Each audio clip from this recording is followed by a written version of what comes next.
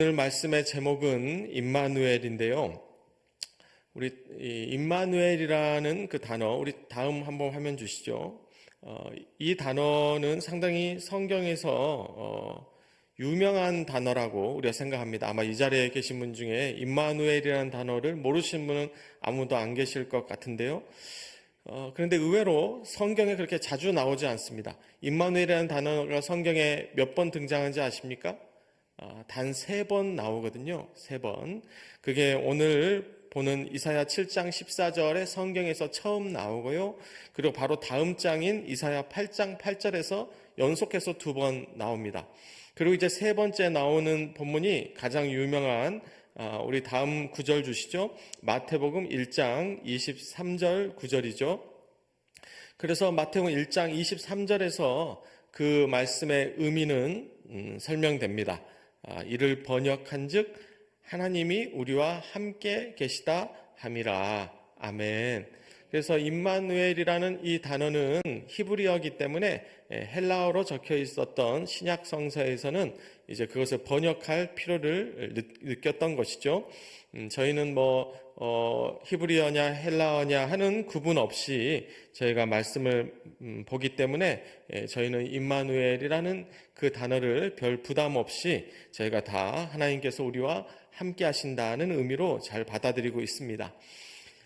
그래서 오늘 보고자 하는 이사야 7장에 이 임마누엘이라고 하는 단어가 처음 등장한다는 것은 상당히 의미가 있고요.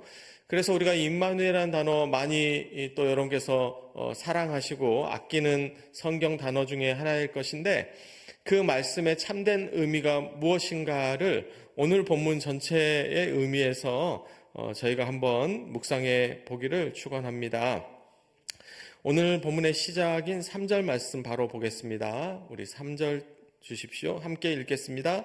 그때 여호와께서 이사야에게 이르시되 너와 내 아들 스알야숲은 윗못 수도 끝 세탁자의 밭 큰 길에 나가서 아하스를 만나. 아멘. 우리 다음 그림 주시면 이 아하스라는 인물이 오늘 본문에 이사야에 함께 나오는 또 다른 인물입니다. 이 인물은 유다 왕국의 제12대 왕이고요.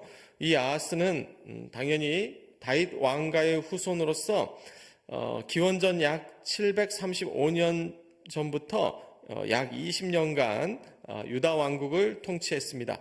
그의 아버지는 요담 왕이었고 그 지난 저희가 이사야 6장에 우시아가 죽던 해에 이사야가 소명을 받았다고 말씀드렸는데 그 우시아의 손자가 되겠습니다.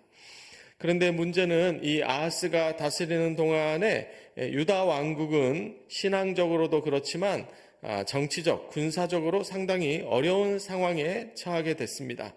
그 이유는 이제 그 당시 이스라엘은 지금 우리가 남한과 북한으로 나뉜 것처럼 남유다와 북이스라엘로 나뉘어 있었습니다.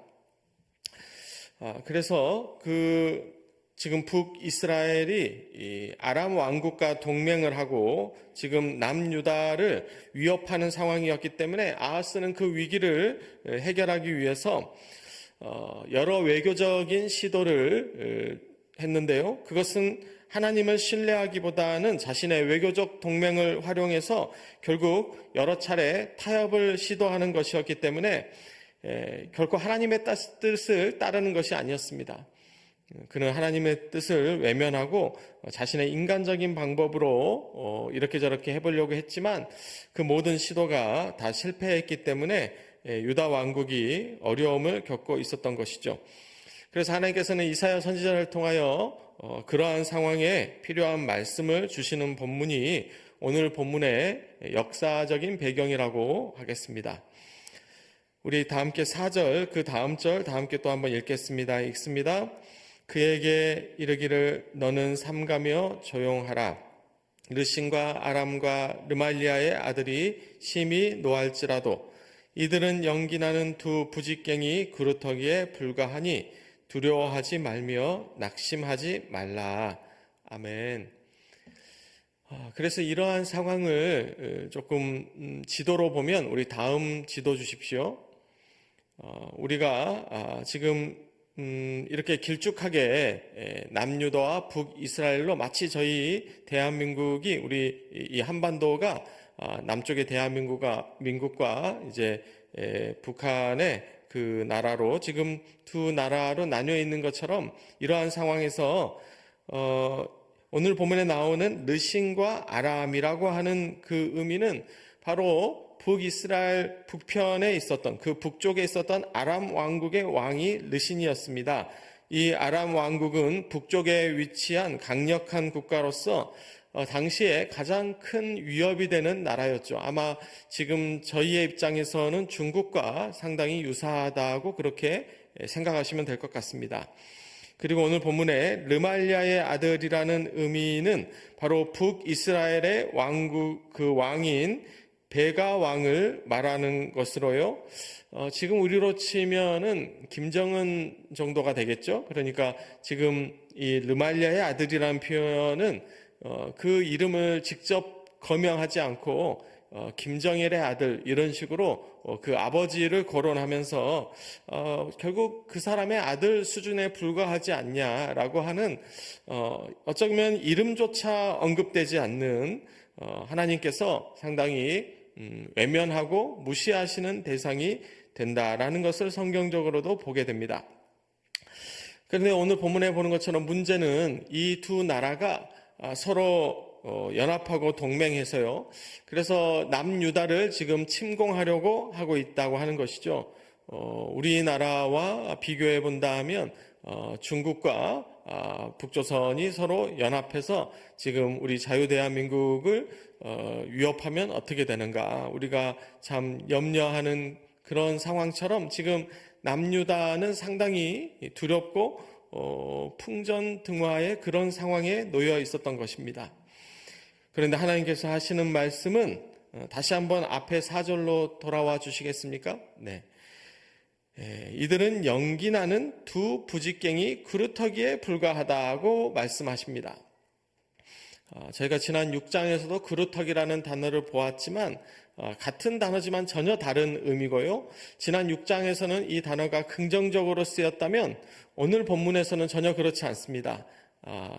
부직갱이 그루터기다라고 하면서 하나님께서 상당히 무시하시면서 그것은 하나님 앞에 아무런 상대가 되지 못한다는 것을 말씀해 주시고 계시는 것이죠. 그래서 하나님께서는 두려워하지 말며 낙심하지 말라고 말씀하신 줄 믿습니다. 저를 따라해 주시겠습니까? 두려워하지 말며 낙심하지 말라. 할렐루야. 하나님이 함께 하시면 그 어떤 상황 가운데서도 우리가 두려워하고 낙심할 필요가 없는 줄 믿습니다. 하나님께서 그 상황을 다시 한번 더 자세하게 설명해 주시면서요. 제가 7절까지를 제가 읽겠습니다. 아람과 에브라임과 르말리아의 아들이 악한 꾀로 너를 대적하여 이르기를 우리가 올라가 유다를 쳐서 그것을 쓰러뜨리고 우리를 위하여 그것을 무너뜨리고 다브엘의 아들을 그 중에 세워 왕으로 삼자 하였으나 주 여호와의 말씀이 그 일은 서지 못하며 이루어지지 못하리라. 아멘. 그래서 지금 하나님께서는 경고하고 계시는 것은요. 결국 북이스라엘과 아람이 자신의 계획대로 자신의 목적을 이루고자 해도 그것이 하나님의 뜻이 아니기 때문에 결코 그 일은 서지 못하며 이루어지지 못한다고 말씀하시는 줄 믿습니다. 그래서 우리가 모든 계획이 모든 일이 다 이루어지는 것이 아닙니다. 결국 하나님의 뜻만이 하나님의 뜻에 합당한 것만이 이루어지는 줄 믿습니다. 그래서 악인의 계획은 잠깐은 이루어지는 것처럼 보일지 모르지만 그것은 오래가지 못하고요. 결국 다 무너지게 되는 것이죠. 그래서 잠언 16장 9절입니다. 사람이 마음으로 자기의 길을 계획할지라도 그의 걸음을 인도하시는 이는 여호와시니라. 아멘. 제가 송구영신 예배 때 작년 한 해를 마무리하고 또 올 한 해를 시작하면서 하나님께서 주셨던 말씀이 바로 이 말씀이셨던 걸 여러분 기억하시죠? 그렇습니다. 사람이 마음으로 자기의 길을 계획할지라도 그것은 사람의 계획입니다. 사람의 길입니다. 사람의 방법입니다. 결국 그 걸음을 인도하시는 이는 여호와시기 때문에 우리가 여호와 하나님을 따라가야만 그 길이 성취될 줄 믿습니다. 그래서 반대로 우리의 계획이 성취되지 않을 때 제가 여러 번 말씀드렸잖아요. 우리는 그것을 다시 한번 돌아봐야 합니다. 과연 거기에 하나님의 뜻이 계셨는가? 우리가 과연 하나님의 뜻대로 하나님의 비전을 받아 하나님의 그 계획을 우리가 받들며 우리가 살았는가? 아니면 내 뜻대로 내 방법으로 내 욕심대로 우리가 살아가면 그 인생은 결국 인간적인 수준에 머무르기 때문에 결코 그 길은 바로 서기가 어렵다라고 하는 것이죠. 그렇다면 우리의 계획이 실패했을 때 우리는 되돌아보고 인정할 수 있어야 합니다. 저를 따라해 주시죠. 그것이 주님의 뜻이 아니었습니다. 그렇다면 우리는 주님의 뜻은 어디 계시는가? 하나님의 계획은 무엇인가? 우리가 그것을 반드시 유념해야 하는 것이고 우리가 그것을 똑바로 알기 위해서 우리는 성경을 읽고 우리는 예배를 드리고 우리는 주님 앞에 나와서 온전히 기도하는 것이죠. 그것이 우리의 신앙의 의미인 줄 믿습니다. 우리는 하나님의 뜻을 그래서 배우는 사람들입니다. 하나님의 뜻이 아니면 우리 인간적인 뜻, 인간적인 방법은 너무나도 실패하기가 쉽기 때문입니다. 8절과 9절 말씀, 그 의미를 더 구체적으로 말씀하시는 하나님의 말씀을 제가 읽겠습니다.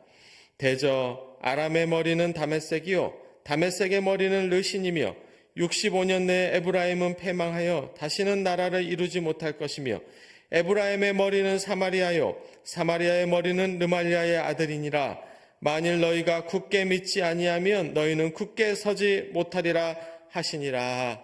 아멘. 우리 교회의 머리는 그리스도가 되시는 줄 믿습니다. 그래서 우리의 머리는 하나님이 되셔야 합니다. 우리 자신이 머리가 되면 안 되고요. 이 세상의 머리는 누굽니까? 참 우두머리가 많고 지도자가 많다고 이야기하지만 결국 오늘 성경이 말하는 것은 그들의 머리가 다메섹이고 르신이고 사마리아고 르말리아의 아들이면 그 수준에 머무르고 만다는 것이죠. 우리는 우리의 머리를 하나님으로 두어야 될 줄 믿습니다. 우리 교회의 머리는 그리스도십니다. 우리 사람이 되어서는 안 됩니다. 우리 인간적인 계획, 우리의 경험, 우리의 삶의 방식들, 내가 경험했고 내가 계획을 가지고 있다고 하는 것은 다 하나님 앞에 내려놓고 무릎으로 하나님 앞에 나아가서 하나님께서 나의 머리가 되어 주십시오. 우리가 그렇게 고백해야죠. 그것이 신앙인의 바른 자세고 하나님께서는 그런 사람을 축복하신 줄 믿습니다. 그래서 지금 이 본문은 그 당시에 유다의 왕이었던 아하스에게 지금 하나님께서 부르고 계신 것입니다. 아하스의 결단을 지금 요청하고 계시는 것이죠. 그것은 결국 아하스의 선택이었습니다.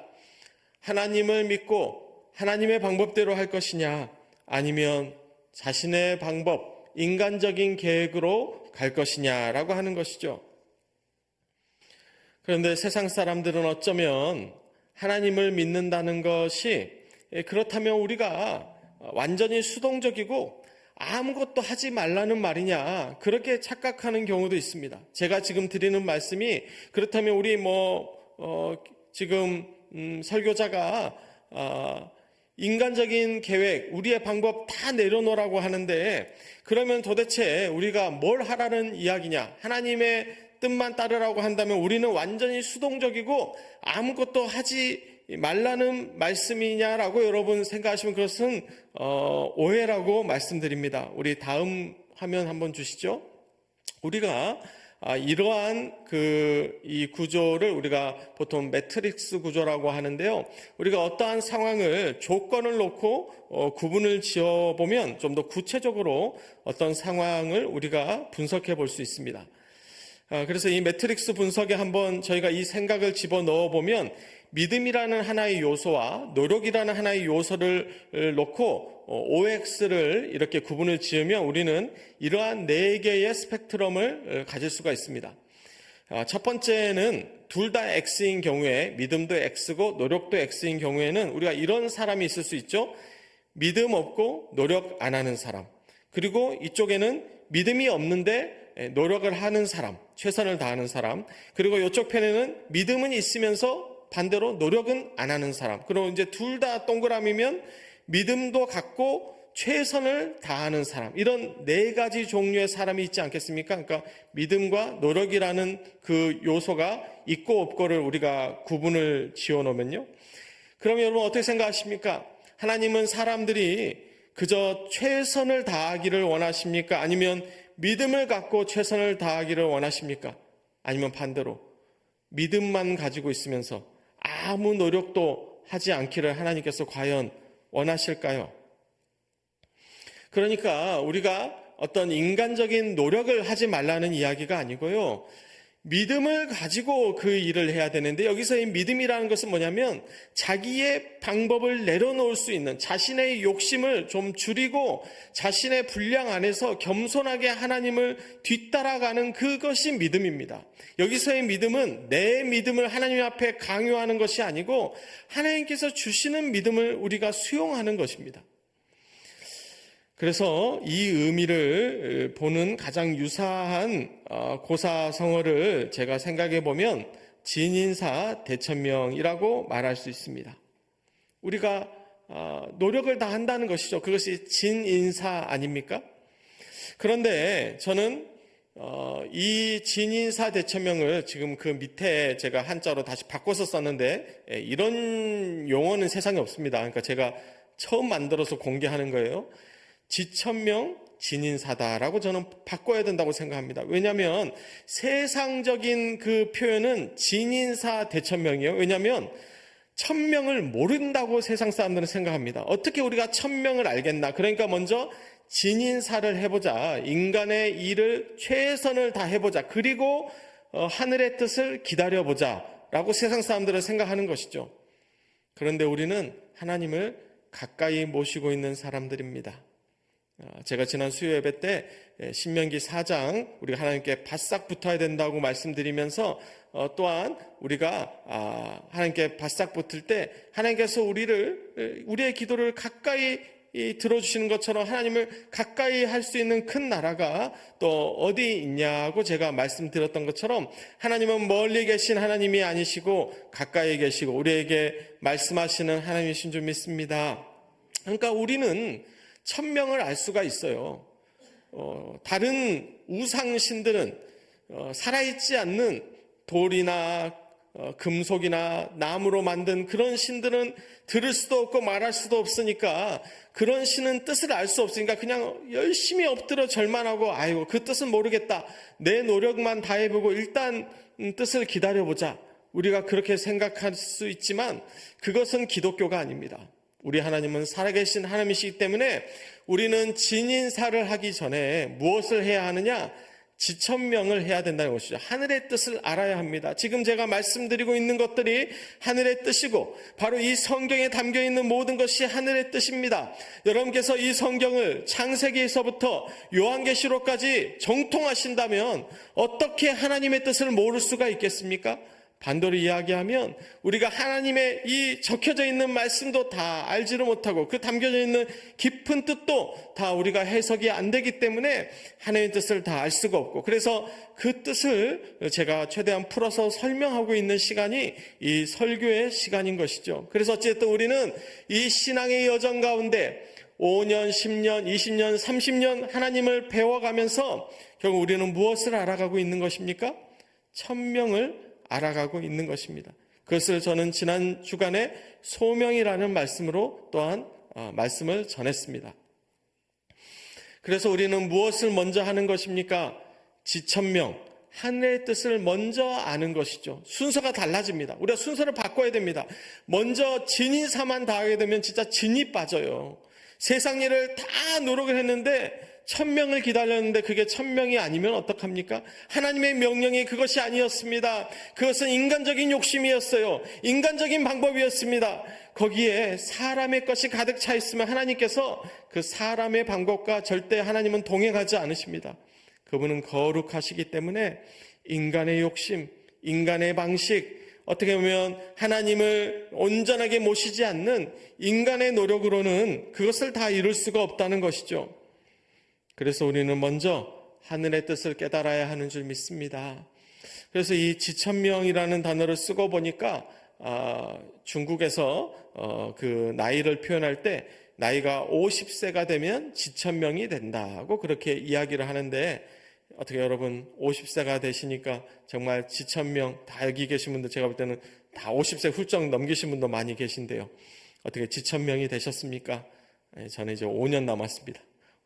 5년 안에 지천명을 해야 되는데, 세상 사람들은 50년, 반백년을 살면 어떻게 하늘의 뜻을 좀 깨달을 수 있지 않겠나 그렇게 생각할지 모르지만 그것이 아닙니다. 성경을 가까이 하면 50세가 아니라 25살, 15살에도 사무엘처럼 하나님의 뜻을 깨닫게 되는 것이 바로 하나님의 놀라운 신비고 주님의 은혜인 줄 믿습니다. 그래서 그것은 하나님의 비전을 따라가는 것입니다. 사무엘하 7장 16절입니다. 이 본문에서는 하나님께서 이미 아하스 왕 훨씬 전에, 언제입니까? 바로 다윗의 시대죠. 본인보다 10대도 우리 유다 12대 왕이 아하스니까 자신의 선조이신 다윗 왕께 지금 하나님께서 어떻게 약속하셨습니까? 내 집과 내 나라가 내 앞에서 영원히 보존되고 내 왕위가 영원히 경고하리라 하셨다 하라. 아멘. 사무엘을 통하여 다윗을 축복하시고 하나님께서 그 다윗 왕가를 대대로 축복하신다고 하실 때 결국 그 약속은 영원히 변함이 없으신 줄 믿습니다. 그래서 이 믿음은 여러분 어떤 믿음입니까? 내 뜻, 내 계획에 따른 믿음이 아니라 하나님의 말씀에 근거한 믿음입니다. 우리는 어디에 굳게 서야 합니까? 그래서 말씀 위에 굳게 서야 하는 것이죠. 굳게 서리, 영원하신 말씀 위에 굳게 서리, 굳게 서리, 그 말씀 위에 굳게 서리라. 아멘. 우리가 말씀 위에 굳게 서야 합니다. 우리가 그래서 말씀을 더 가까이 모셔야 하고, 그 말씀이 육신을 입어 이 땅 가운데 오신 분이 예수 그리스도 아니십니까? 우리가 그 말씀 위에 굳게 섰을 때 우리의 믿음도 굳게 서는 것이고 우리의 인생도 굳게 서지는 줄 믿습니다. 여기서 이 굳게 서다라고 하는 히브리어는 아만이라고 하는 단어입니다. 지금 여러분께서 보시면 이 히브리어는 우리와 읽는 순서가 거꾸로거든요. 이쪽에서부터 읽으셔야 되면서 아마안이라고 읽으시면 됩니다. 그래서 이 맨 오른쪽이 아라는 단어고 중간 글자가 마라는 단어고 끝에가 받침입니다. 그래서 아만이라는 단어인데 어디서 많이 좀 익숙하시죠? 아멘입니다. 아멘. 네, 여러분께서 항상 기도할 때 마치는 아멘이라는 단어의 그 어원이 이 히브리어의 이 단어인 아만, 굳게 서다입니다. 그러니까 이 단어를 지금 아멘으로 바꿔서 설명하면 너희가 굳게 믿지 아니하면 아멘 하지 못하리라. 이렇게 지금 우리가 이 본문을 바꿔서 읽을 수 있거든요. 그러니까 우리가 아멘 할 수 있다는 것은 우리의 믿음이 굳게 선다는 것이고, 그것은 우리의 믿음을 고백하는 그 의미입니다. 그래서 이 아만이라고 하는 굳건히 서다라는 이 단어는 우리가 기도할 때마다 또는 여러분께서 말씀 들으실 때마다 아멘이라고 고백하면서 하나님의 그 말씀이 우리의 삶 가운데 온전히 이루어질 것입니다 라는 믿음을 고백하는 것처럼 하나님의 약속이, 하나님의 언약의 말씀이 완전히 성취될 것이다 라는 그 믿음의 표현이 바로 오늘 본문에서도 이 아만, 굳건히 서리라 라는 그 단어에 우리에게 주시는 말씀이신 줄 믿습니다. 아멘. 또한 이어서 10절부터 12절까지를 제가 읽겠습니다. 여호와께서 또 아하스에게 말씀하여 이르시되 너는 내 하나님 여호와께 한 징조를 구하되 깊은 데에서든지 높은 데에서든지 구하라 하시니 아하스가 이르되 나는 구하지 아니하겠나이다. 나는 여호와를 시험하지 아니하겠나이다 한지라. 아멘. 지금 하나님께서 이사야 선지자를 통하여 아하스에게 하나님께 징조를 구하라고 말씀하십니다. 여러분, 하나님께서 구하라고 하시면 구하는 것이 답인 줄 믿습니다. 우리가 순종해야죠. 우리가 뭐라도 순종해야 하지 않겠습니까? 그런데 정말 아하스는 끝까지 고집을 펴요. 12절에 보니까 나는 구하지 아니하겠나이다. 선지자가 구하라고 하는데도 구하지 않겠다고 말하면서 그 핑계를 대고 있는데, 그 핑계가 뭐냐면 나는 여호와를 시험하지 아니하겠나이다 라고 이렇게 이야기하고 있어요. 우리가 이 시험이라는 단어를 보면서 그럼 하나님을 시험하지 않는 것이 맞는가? 그렇지 않습니다. 시험도 종류가 있는데요, 하나님께서 시험도 하라고 하시는 경우가 있었죠. 어떤 경우입니까? 바로 말라기 3장 10절입니다. 만군의 여호와가 이르노라 너희의 온전한 11조를 창고에 들여 나의 집에 양식이 있게 하고 그것으로 나를 시험하여 내가 하늘 문을 열고 너희에게 복을 쌓을 곳이 없도록 붙지 아니하나 보라. 아멘.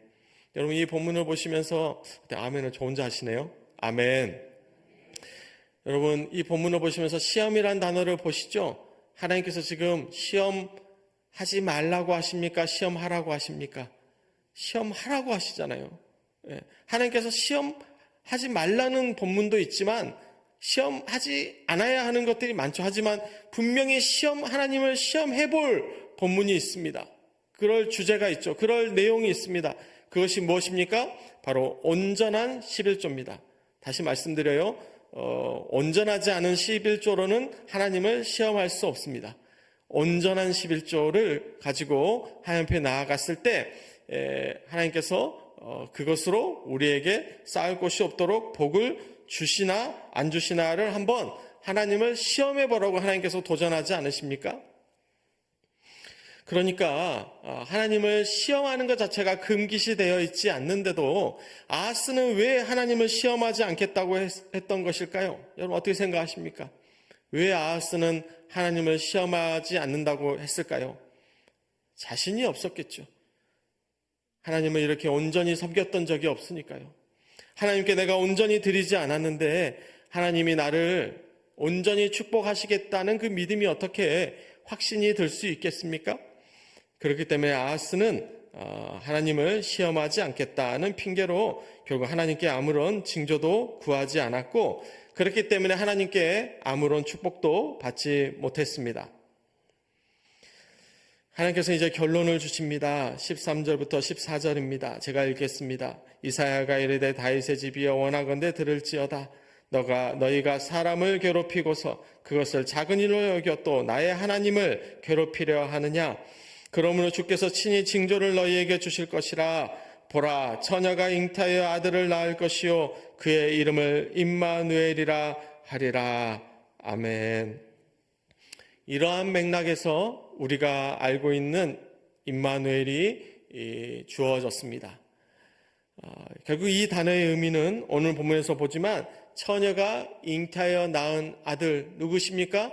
바로 예수 그리스도를 우리 가운데 주신다는 의미가 임마누엘이고, 그래서 우리는 예수님께서 우리와 함께 하신다는 그 믿음이 임마누엘입니다. 그렇기 때문에 우리가 예수님과 함께하면 우리의 삶에 주님의 뜻대로 우리가 순종하며 살아가며 결국 아버지의 뜻이 우리의 삶 가운데 예수 그리스도를 통하여 이루어진다는 믿음이죠.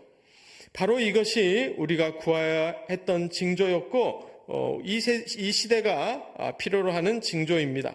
이에 대해서는 예수님께서도 누가복음 11장 29절에 이 세대는 악한 세대라 표적을 구하되 요나의 표적밖에는 보일 표적이 없나니. 아멘.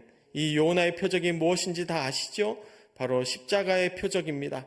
요나가 3일 물고기 뱃속에 있다 나온 것처럼 무덤에서 3일 만에 나오셨던 바로 그 부활의 표적이, 우리가 지금 부활절을 40일 정도 앞두고 있는데요, 우리 예수 그리스도의 그 십자가의 능력이 바로 이 시대에 구해야 되는 우리의 최고의 표적이 되는 줄 믿습니다. 그래서 예수 그리스도 외에는 우리가 다른 표적이 없습니다. 우리 주님 외에는, 우리 십자가의 능력 외에는 다른 징조가 없습니다. 바로 그것이 임마누엘의 능력입니다. 그래서 시편 기자는 이와 같이 고백하는 것이죠. 오직 그만이 나의 반석이시오, 나의 구원이시오, 나의 요새이시니 내가 흔들리지 아니하리로다. 나의 구원과 영광이 하나님께 있으며 내 힘의 반석과 피난처도 하나님께 있도다. 아멘. 임마누엘의 하나님, 그분께서 우리의 피난처 되시고 요새 되시고 반석 되시는 줄 믿습니다. 그래서 우리는 우리의 믿음이 우리와 함께 하시는 하나님, 우리 주님 안에 우리가 믿음을 고백하면서 오늘 끝으로 제가 부를 찬양은 주님 나를 부르시니, 우리가 물 위를 반석처럼 걷겠습니다. 그 물이 얼마나 불안하고 두렵습니까? 풍랑이 일어도 우리가 믿음을 가지면 우리의 인생이 어떤 거센 풍랑이 일어도 그것은 반석이 됩니다. 우리는 거기서 딛고 일어설 수 있습니다. 우리의 믿음을 고백하는 마음으로 제가 찬양하겠습니다.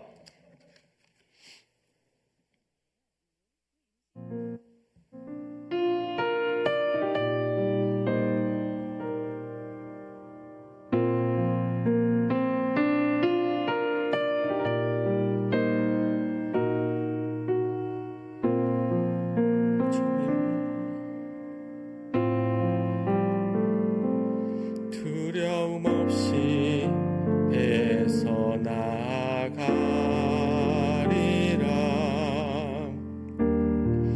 주님 나를 부르시니,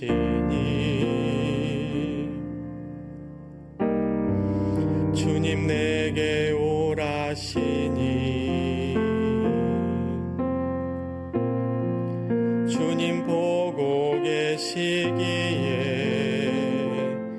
의심치 않고 바다를 걸어가리라.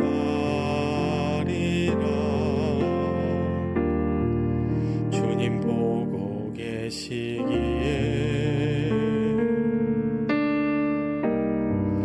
주님 여기 계시기에 주님 여기 계시기에 깊은 바다가 반석이 되고 주님 여기 계시기에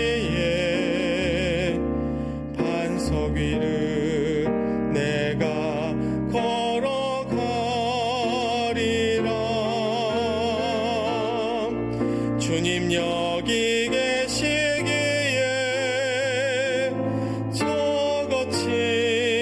파도가 반석이 되고 주님 여기 계시기에 반석 위를 내가 걷습니다.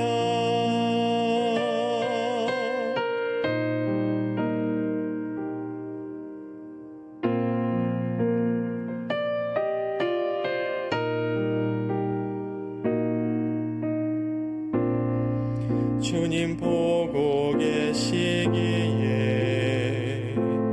의심치 않고 바다를 걸어가리라. 주님 보고 계시기에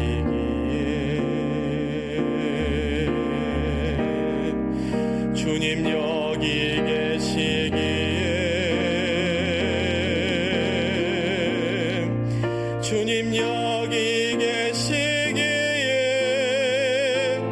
이 깊은 바다가 반석이 되고 주님 여기 계시기에 반석 위를 내가 걸어가리라.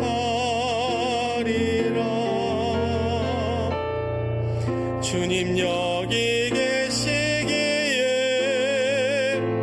저 거친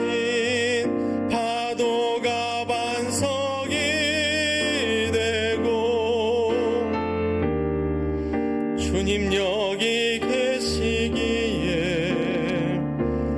반석 위를 내가 걷습니다. 주님 여기 계시기에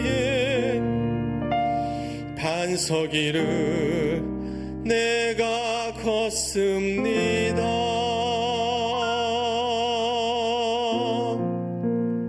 우리 하나님께 영광을 드립니다.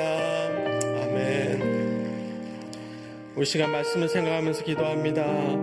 주님, 그 믿음 위에, 임마누엘의 믿음 위에 우리가 굳게 서게 하여 주시옵소서. 그래서